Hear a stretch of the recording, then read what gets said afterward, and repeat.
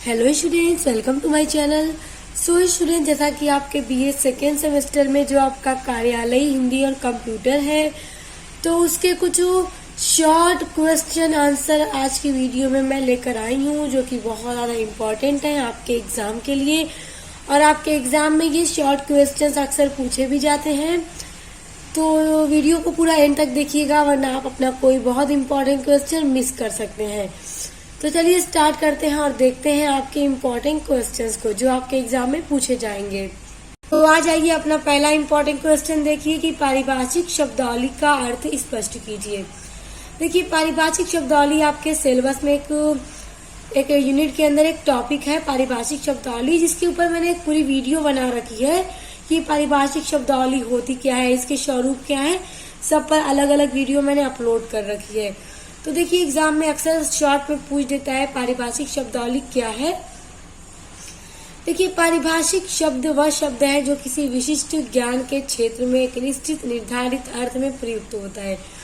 देखिए, पारिभाषिक का मतलब होता है ना कि एकदम निश्चित हो जाना, एक ऐसा शब्द जो एक क्षेत्र में एकदम निश्चित हो जाता है। जैसे एग्जाम्पल ले लेते हैं हम आपके कार्यालय हिंदी को ही। अब जब आपका कार्यालय हिंदी है, तो आपके कार्यालय हिंदी की एक विशिष्ट परिभाषा है कि कार्यालय हिंदी में होता क्या है। तो आप कार्यालय हिंदी की जो परिभाषा है, आप कार्यालय हिंदी को वही लिखेंगे। आप सामान्य हिंदी को कार्यालय हिंदी बनाकर नहीं लिखेंगे, आप कार्यालय हिंदी में वही लिखेंगे जो एग्जैक्ट एक डेफिनेशन है कार्यालय हिंदी की। तो वही एक होता है कि एक एक सब्जेक्ट जो अलग अलग होते हैं, जैसे साइंस हो गया, होम साइंस हो गया, मैथ हो गया, फिजिक्स, केमिस्ट्री, बायोलॉजी, कॉमर्स के जो भी सब्जेक्ट हो गए, तो व्यापार, वाणिज्य, जितने भी सब्जेक्ट अलग अलग फील्ड हैं, तो सब में अपना अपना एक अलग परिभाषा होती है हर एक सब्जेक्ट की। हम उस परिभाषा को दूसरे सब्जेक्ट के अंदर यूज नहीं कर सकते। सभी सब्जेक्ट के अपने अपने वर्ड्स होते हैं, डेफिनेशन होती है, एक वोकैबुलरी होती है, अपने अपने विशिष्ट ज्ञान की। तो वो जो मतलब कि एकदम एक पारिभाषिक होती है, निश्चित होती है कि वो इसी शब्द मतलब इसी सब्जेक्ट की एक परिभाषा है, इसी सब्जेक्ट के शब्द हैं। तो ऐसे शब्दों को पारिभाषिक शब्द कहा जाता है। अर्थात देखिए, जिन शब्दों की सीमा उनके निश्चित क्षेत्र में बांध दी जाती है। जिन शब्दों की सीमा का मतलब उनके निश्चित क्षेत्र में, जैसे मैंने आपको कार्यालय हिंदी का ही एग्जाम्पल दिया कि कार्यालय हिंदी की परिभाषा है, जो भी इसमें वोकैबुलरी है। देखिए, वोकैबुलरी भी मैंने पढ़ा रखी है कार्यालय हिंदी की, जो आपके सिलेबस के अंदर आपके यूनिट में है, यूनिट नंबर 2 में। तो जितनी वोकैबुलरी है, अलग अलग वर्ड्स हैं जो कि कार्यालयों में यूज किए जाते हैं, तो वो आप कार्यालय हिंदी में यूज करेंगे, आप उसको केमिस्ट्री, बायोलॉजी में जाकर यूज नहीं करेंगे। तो क्या है कि वो शब्द जो है बांध दिए गए हैं उसके निश्चित क्षेत्र में। तो ऐसे शब्दों को पारिभाषिक शब्द कहे जाते हैं। अब आ जाते हैं आपके अगले इम्पोर्टेंट क्वेश्चन पे, पत्र लेखन से क्या आशय है। देखिए, पत्र लेखन क्या होता है, ये क्वेश्चन अक्सर एग्जाम में आ जाता है। तो आपके सिलेबस में एक यूनिट भी है, यूनिट नंबर 3 जो है आपके कार्यालय हिंदी में, कार्यालय हिंदी पत्राचार आपके यूनिट नंबर 3 है। तो वो पूरी यूनिट भी मैंने कंप्लीट करवा रखी है और हर एक टॉपिक कंप्लीट करवा रखे हैं मैंने। तो आइए देखते हैं कि पत्र लेखन क्या है। देखिए, पत्र का शाब्दिक अर्थ है ऐसा कागज जिस पर कोई बात लिखी होती है अथवा क्या है, छपी होती है। क्योंकि पत्र में जो पत्र आप जब भेजते हैं वो कोई कागज ही होता है और सादा नहीं, उस पर कोई बात लिखी कर भेजी जाती है। पत्र के द्वारा व्यक्ति दूसरे व्यक्ति तक अपने विचारों को लिख कर पहुंचाता है। यह लिखित रूप में अपने मन के विचारों एवं भावों को दूसरे तक पहुंचाने का माध्यम है। देखिए, एक लिखित रूप होता है, लिख करके अपने मन में जो भी फीलिंग्स है, जो भी आइडियाज है, जो भी विचार है, उनको हम दूसरे इंसान तक पहुंचाते हैं। किसके द्वारा? पत्र के द्वारा, पत्र लिख करके।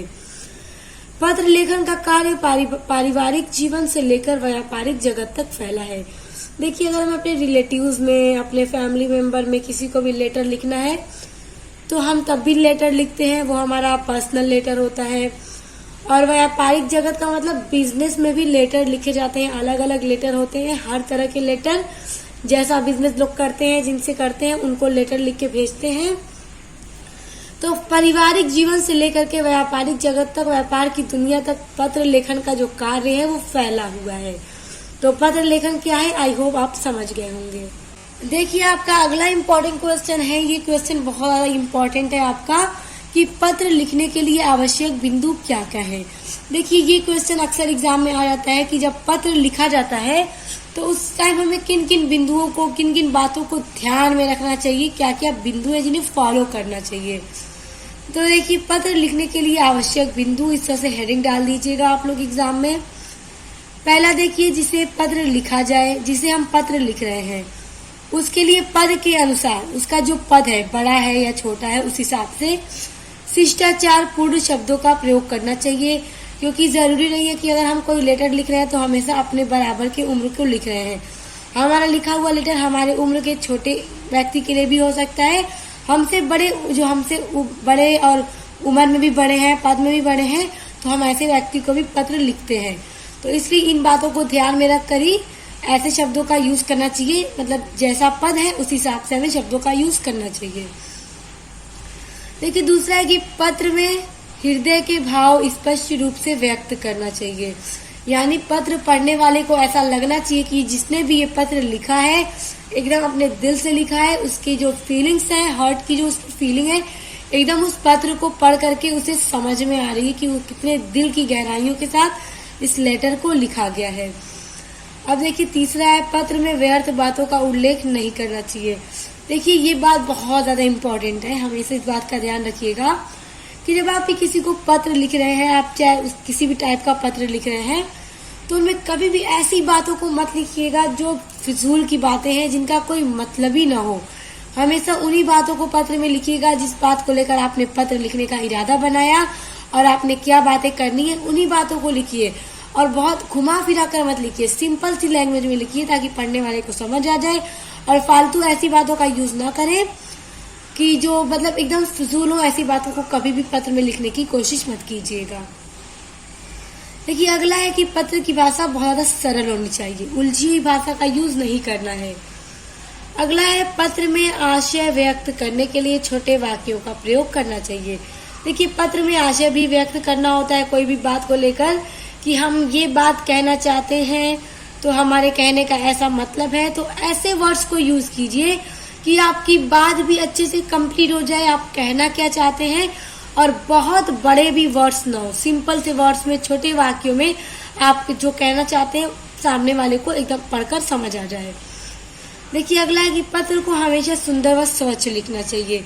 देखिए ये बात भी बहुत इम्पोर्टेंट है कि अगर आप गंदी हैंड राइटिंग में लेटर लिखकर भेज देंगे, जब लेटर को खोलेगा पढ़ने वाला तो वो आपकी हैंड राइटिंग देखकर ही उसका मतलब दिल नहीं करेगा लेटर पढ़ने का। इसलिए हमेशा ऐसी राइटिंग में लिखिए और पेपर और लेटर को ऐसा लिखिए कि देखकर ही उसको पढ़ने का दिल कर जाए और न चाहते हुए भी वो पूरा लेटर आपका पढ़ जाए। ऐसी हैंड राइटिंग आप लोग मतलब लेटर में यूज करिए। हमेशा सुंदर, स्वच्छ, फेयर, अच्छी राइटिंग यूज कीजिए। देखिए अगला है, पत्र जिनको लिखा जा रहा है, यानी हम पत्र जिसको लिख रहे हैं उनकी आयु, योग्यता एवं संबंध को ध्यान में रखकर भाषा का प्रयोग करना चाहिए। अब देखिए जैसे हम किसी बड़े इंसान को पत्र लिख रहे हैं जो कि जिसकी योग्यता बहुत ज्यादा है, तो हम ऐसे भाषा का यूज करें कि उसकी योग्यता के अनुसार हो। अब जैसे हम किसी छोटे को लेटर लिख रहे हैं जो कि अभी उतना ज्यादा पढ़ा लिखा नहीं है क्योंकि अभी छोटा है, तो ऐसे वर्ड्स को यूज कीजिए जो कि पढ़कर वो मतलब समझ जाए। या फिर बहुत सारे लोग ऐसे भी होते हैं कि जो ज्यादा पढ़े लिखे नहीं होते हैं, तो उनके लिए ऐसे वर्ड्स को, ऐसी भाषा का प्रयोग कीजिए कि आपकी भाषा मतलब ऐसी हो जो उनकी सामान्य भाषा हो, जो वो रोज बोलते हैं, ताकि पढ़ के उन्हें समझ आ जाए। तो देखिए पत्र लिखने के लिए इन सब बातों को जरूर ध्यान रखना चाहिए और ये प्रश्न बहुत ज्यादा इम्पोर्टेंट भी है, एग्जाम में आपसे पूछा जा सकता है। आज आइए अपने अगले इम्पोर्टेंट क्वेश्चन पे, प्रारूपण क्या है। देखिए आज की वीडियो में जितने क्वेश्चन बता रही हूँ सभी बहुत इम्पोर्टेंट हैं स्टूडेंट्स। और देखिए हर एक जो आपका टॉपिक ये आ रहा है ना, प्रारूपण का, पत्र का या पारिभाषिक शब्दावली का, अभी तक जितना आया, तो ये सब आपके सिलेबस के अंदर है और सब मैंने कंप्लीट भी करवा रखा है। तो जो मैंने इसकी पूरी प्लेलिस्ट बना दी है, प्लेलिस्ट में ऑल वीडियोस ऐड हैं आपके सिलेबस की, तो उस प्लेलिस्ट की लिंक मैं आपको डिस्क्रिप्शन बॉक्स में दे दूंगी। तो ये वीडियो पूरी आप पढ़ने के बाद चैनल मतलब कि वीडियो की डिस्क्रिप्शन बॉक्स को चेक कर लीजिएगा, लिंक को ओपन कीजिएगा, अच्छे से पढ़िएगा। देखिए ये प्रारूपण क्या है, अक्सर एग्जाम में आ जाता है वेरी शॉर्ट में। तो देखिए, कार्यालय में जब किसी व्यक्ति, संस्था या किसी अन्य कार्यालय, मंत्रालय को कोई पत्र लिखा जाता है, जैसे एक कार्यालय है, उस कार्यालय के अंदर किसी व्यक्ति को पत्र लिखना है या किसी संस्था को पत्र लिखना है या किसी अन्य कार्यालय को, यानी एक कार्यालय ए है, एक कार्यालय बी है, तो अब ए कार्यालय में पत्र लिखा जा रहा है बी कार्यालय के लिए। तो वही मतलब है कि एक कार्यालय में जब एक व्यक्ति के लिए, संस्था के लिए या किसी कार्यालय या किसी मंत्रालय के लिए कोई पत्र लिखा जा रहा है कि उनको लिख करके भेजना है, तो उससे पहले उस पत्र का कच्चा रूप तैयार किया जाता है। जैसे देखिए, कार्यालय वगैरह में, संस्था वगैरह में जब पत्र लिखकर भेजा जाता है तो पहले उसका एक कच्चा रूप तैयार इसलिए किया जाता है। कच्चा रूप तैयार करने के बाद कार्यालय में जो अधिकारी होते हैं, अधिकारी को दिखाया जाता है कि देख लीजिए कि इस पत्र में किसी चीज की कमी नहीं है, जो पूरी बात लिखनी थी पूरी बात लिखी गई है, या फिर हो सकता है कोई इम्पोर्टेंट बात जो लिखनी हो हमने मतलब लिखना भूल गए, तो इसलिए कच्चा रूप तैयार किया जाता है लेटर का। उसी कच्चे रूप को क्या कहा जाता है? प्रारूपण कहा जाता है। और जब अधिकारी द्वारा उस कच्चे रूप को देख लिया जाता है कि हाँ पूरी बातें सही है लेटर में, अब इसका पक्का रूप तैयार कर दो, तब उस पक्का रूप उसका तैयार करके मतलब दूसरे कार्यालयों में भेजा जाता है। तो याद रखिए, जब भी किसी कार्यालय में किसी को पत्र भेजने से पहले उसका एक कच्चा प्रारूप तैयार कर लिया जाता है, फिर अधिकारी द्वारा चेक किया जाता है सही है, सारी बातें लिखी गई हैं, उसके बाद पक्का रूप तैयार करके भेज दिया जाता है। तो देखिए, प्रारूपण का जो अंग्रेजी रूप होता है वो ड्राफ्टिंग होता है। तो इस तरह से आपके प्रश्न पूछे जाते हैं, तो याद कर लीजिए सभी क्वेश्चंस के आंसर को, बहुत इंपॉर्टेंट है आपके एग्जाम के लिए। अब आपके सामने आ गया है आपका अगला बहुत ही इम्पोर्टेंट क्वेश्चन। तो इसको देखिए, संक्षेपण की विशेषताओं का वर्णन करो। देखिए, संक्षेपण क्या है ये भी मैंने आप करा रखा है, सारी वीडियोज प्लेलिस्ट में ऐड है। तो संक्षेपण की जो विशेषताएं हैं ये बहुत इंपॉर्टेंट क्वेश्चन है, एग्जाम में आ जाता है। तो देखिए, संक्षेपण जो है स्वतः पूर्ण होना चाहिए, यानी हमेशा पूरा होना चाहिए। दूसरा है कि संक्षेपण में भाव एवं भाषा शुद्ध एवं स्पष्ट होनी चाहिए, यानी संक्षेपण की जो भाषा होती है वो एकदम शुद्ध होनी चाहिए, सरल होनी चाहिए। और सुस्पष्ट का मतलब देखकर पढ़ के हमेशा फौरन स्पष्ट हो जानी चाहिए, कहीं पर डाउट या कंफ्यूजन क्रिएट नहीं होना चाहिए। फिर देखिए, संक्षेपण की भाषा में प्रवाह एवं क्रमबद्धता होनी चाहिए। देखिए, जो संक्षेपण होता है ना स्टूडेंट्स, संक्षेपण का मतलब होता है कि किसी भी चीज को जो बड़ा सा रूप है, विवरण है, विस्तृत सा, उसको छोटा कर देना, शॉर्ट कर देना, संक्षिप्त में कर देना, तो इसे संक्षेपण होता है। तो जब उसे छोटा किया जाता है तो संक्षेपण में जो भी विवरण लिखा होता है तो उसे क्रमबद्ध यानी एक सीक्वेंस में सीरियल वाइज ही लिखा जाता है और छोटा कर दिया जाता है। तो छोटा हो जाए कि कम बातों में, कम शब्दों में पूरी बात, पूरा विचार स्पष्ट हो जाए। देखिए, संक्षेपण में गतिशीलता होनी चाहिए, ये बहुत इंपॉर्टेंट विशेषता है संक्षेपण की। अगला देखिए, संक्षेपण में विस्तार नहीं होना चाहिए, क्योंकि संक्षेपण छोटा होना चाहिए। संक्षेपण का मतलब ही है कि छोटा कर देना, बल्कि विस्तार जो वर्णन होता है उसी को तो छोटा कर दिया जाता है, तो इसलिए संक्षेपण कभी विस्तार में नहीं होना चाहिए। अशुद्धि एवं व्याकरण के नियमों का ध्यान रखना चाहिए कि संक्षेपण में कहीं पर भी गलतियां न हो। व्याकरण का जो नियम है उसको ध्यान में रखकर ही संक्षेपण किया जाना चाहिए। अगला है, आवश्यकता अनुसार विराम चिन्ह लगे होने चाहिए, यानी संक्षेपण में जहाँ जहाँ भी विराम चिन्ह की जरूरत हो वहाँ पर लगा होना चाहिए। तो ये 7 विशेषताएं हैं संक्षेपण की, बहुत ही सिंपल सी, इनको याद कर लीजिए, एग्जाम में क्वेश्चन आ जाता है। देखिए स्टूडेंट्स, ये जो क्वेश्चन अब आप देख रहे हैं अपने स्क्रीन पर, ये बहुत ज्यादा इम्पोर्टेंट है, क्योंकि देखिए आपके सिलेबस में कंप्यूटर के बारे में भी आपको पढ़ना है। कंप्यूटर की जो पीढ़ी है, पहली पीढ़ी, दूसरी पीढ़ी, 5वीं पीढ़ी तक आपको पूरा पढ़ना है अपने सिलेबस में। तो देखिए, पहली पीढ़ी जो है ये जरूर पूछा जाता है। तो देखिए, पहली पीढ़ी के कंप्यूटर की विशेषताओं का वर्णन कीजिए, बहुत ज्यादा इम्पोर्टेंट। इसको तो एकदम अपने दिमाग में, अपने माइंड में फिक्स कर लीजिए, रट लीजिए। ये क्वेश्चन बहुत ज्यादा इम्पोर्टेंट है कि पहली पीढ़ी के कंप्यूटर की क्या क्या विशेषताएं थी, जब तब से पहली बार कंप्यूटर बनाया गया था तो उसके क्या क्या कैरेक्टरिस्टिक्स थे, विशेषताएं थी। तो देखिए पहला इसका विशेषता है कि इसमें वैक्यूम ट्यूब का प्रयोग किया गया था। याद कर लीजिए, वैक्यूम ट्यूब का प्रयोग पहली पीढ़ी के कंप्यूटर में यूज किया गया था। दूसरा देखिए, स्टोरेज यानी भंडारण के लिए मैग्नेटिक ड्रम का उपयोग किया जाता था। यानी किसी चीज को स्टोर करना रहता था, तो उसके लिए मैग्नेटिक ड्रम का उपयोग किया जाता था पहली पीढ़ी के कंप्यूटर में। तो ये भी बड़ी इंपॉर्टेंट विशेषता है पहले पीढ़ी के कंप्यूटर की। उसके बाद देखिए अगला है, यह कंप्यूटर पंच कार्ड पर आधारित होते थे। याद रख लीजिए, ये कंप्यूटर किस पर आधारित होते थे? पंच कार्ड पर। वेरी शॉर्ट में आ जाता है, एमसीक्यू में पूछ सकता है कि पहली पीढ़ी के कंप्यूटर किस पर आधारित होते थे, तो पंच कार्ड पर आधारित होते थे। अगला है कि यह कंप्यूटर बहुत कमजोर होते थे। देखिए, इसके कंप्यूटर जो होते थे ना, बहुत ज्यादा कमजोर होते थे और कम विश्वसनीय होते थे, यानी कि ये रिलायबल नहीं होते थे। जैसे आज के कंप्यूटर में अगर हमें कोई भी काम करना है, बड़े से बड़े वर्क को करना है, बड़े से बड़ा क्वेश्चन सॉल्व करना है, तो हम आज के कंप्यूटर में हम क्या करते हैं, एक बार किया फौरन से पूरा राइट आंसर मिल जाता है, फौरन से बड़ा क्वेश्चन सॉल्व हो जाता है, बड़े से बड़े डेटे को हम सॉल्व कर लेते हैं। तो उसमें मतलब हम आपके आंसर पे कंप्यूटर के विश्वास कर सकते हैं, क्योंकि उसपे कहीं पर मिस्टेक नहीं होती। लेकिन पहली पीढ़ी के कंप्यूटर में ऐसा नहीं था, वो उतना विश्वसनीय नहीं था। उसके मतलब किए गए कार्यों पर हम मतलब पूरी तरह से विश्वास नहीं कर सकते थे कि ये सही है या नहीं है। देखिए अगला है कि इसमें मशीन और असेंबली प्रोग्रामिंग भाषाओं का भी प्रयोग किया जाता था। तो ये 6 विशेषताएं हैं पहली पीढ़ी के कंप्यूटर की, बहुत इंपॉर्टेंट है, याद कर लीजिए। तो अब देखिए आपका अगला क्वेश्चन भी पहली पीढ़ी के कंप्यूटर से ही है कि पहली पीढ़ी के कंप्यूटर पर प्रकाश डालिए। ये जरूर आएगा आपके एग्जाम में, और आपसे इस तरह से भी कहा जा सकता है कि पहले पीढ़ी के कंप्यूटर पर प्रकाश डालते हुए उसकी विशेषताओं का वर्णन कीजिए। तो विशेषताएं तो अभी मैंने आपको बता दी। अब देखिए पहली पीढ़ी के कंप्यूटर, देखिए हेडिंग आप डाल दीजिएगा एग्जाम में कि 1937 से लेकर 1946 तक, क्योंकि 1937 में ही पहली पीढ़ी का कंप्यूटर बनाया गया था और 1946 तक ये इसका यूज किया गया था, और फिर 1947 में दूसरी पीढ़ी का कंप्यूटर बनाया गया था।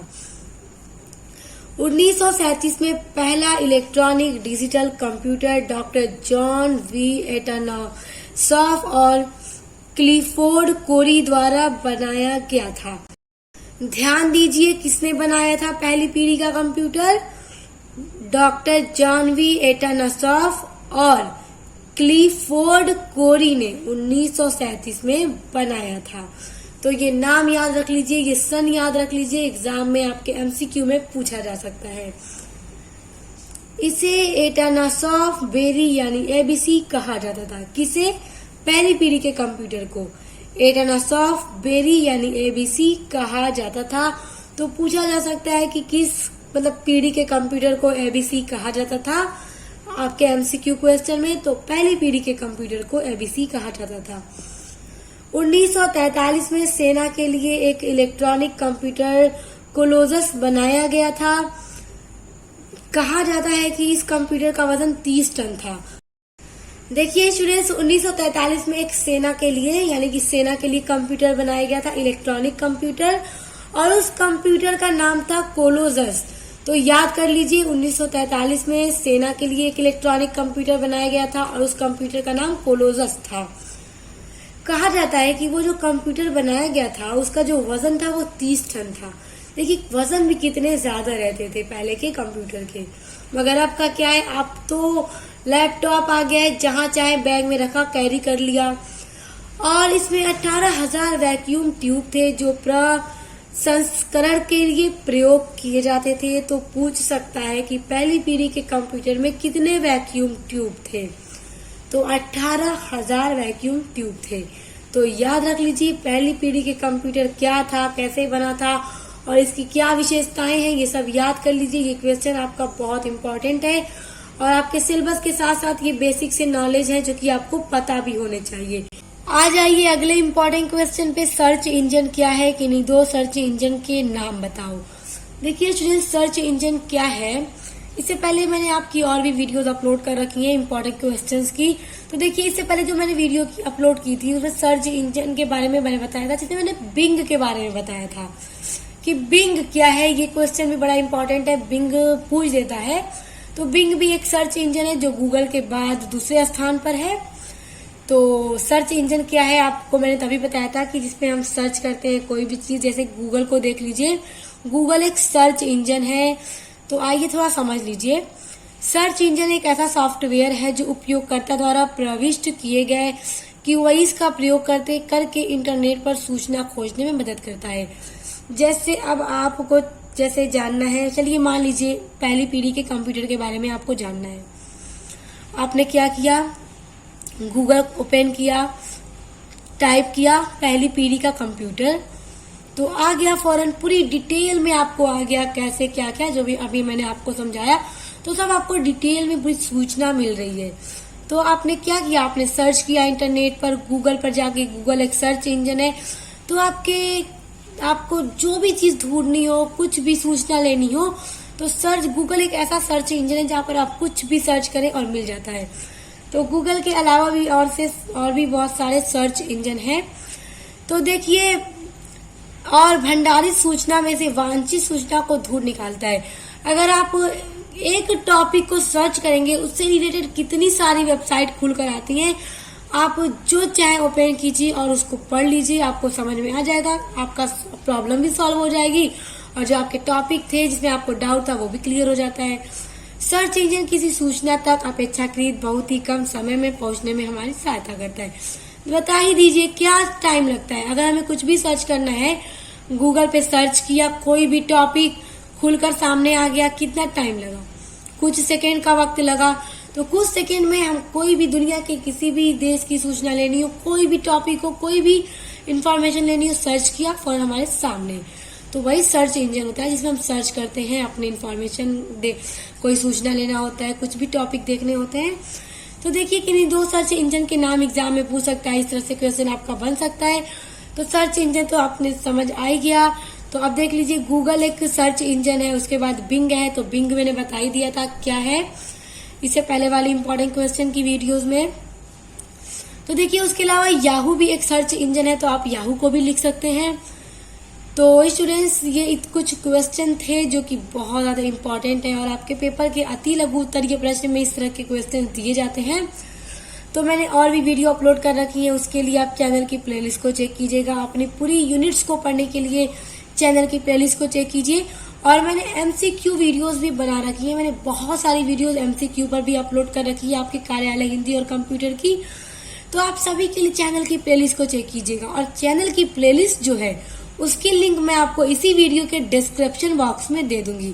तो वीडियो मतलब पढ़ के जाते से पहले आप एक बार डिस्क्रिप्शन बॉक्स को चेक कीजिए, लिंक को ओपन कीजिए, प्लेलिस्ट आपके सामने खुलेगा और जो भी वीडियोस, जो भी टॉपिक आपको पढ़ना है, वीडियो ओपन कीजिए, पढ़ना स्टार्ट कीजिए, अच्छे से एग्जाम दीजिए। Best of luck. अब मिलते हैं नेक्स्ट वीडियो के साथ।